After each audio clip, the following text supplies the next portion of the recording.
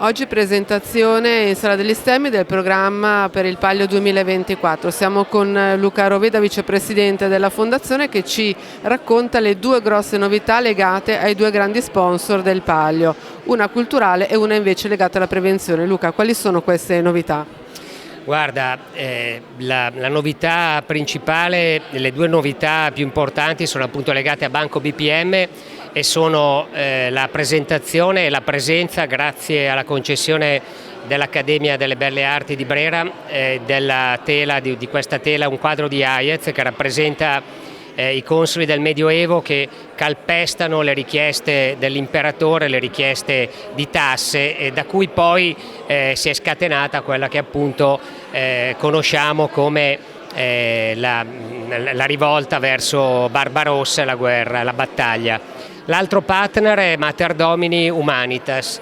Mater Domini, che fa parte del gruppo Humanitas, si sta consolidando sul territorio, è un'azienda che, voglio ricordare, per dimensioni ha oltre 1000 dipendenti, è molto attenta a tutti i bisogni e alle richieste che riguardano gli screening e gli accertamenti, quindi abbiamo pensato con loro questa partnership coinvolgendo le contrade, coinvolgendo i manieri, e ci sarà questo evento, se non sbaglio, il 12 maggio al Castello di Legnano, durante il quale verranno presentate le attività sul territorio di Mater Domini, la possibilità di fare questi screening.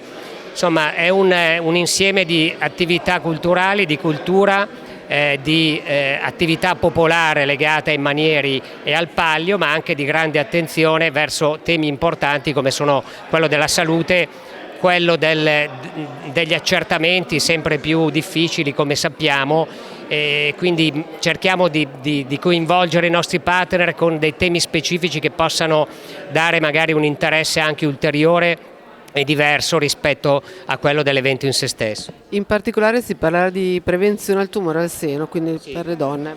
In particolare sarà un evento legato alla prevenzione per il tumore al seno. Grazie mille. Tanti sono gli altri eventi, e quello che mi piace ricordare, ci piace sottolineare, è questa festa che proporremo il giorno del Palio al Palco Falcone Borsellino. Vogliamo tenere le persone che sono presenti sulle strade, che non andranno al campo, le vogliamo tenere in centro a Legnano, in accordo con Confcommercio.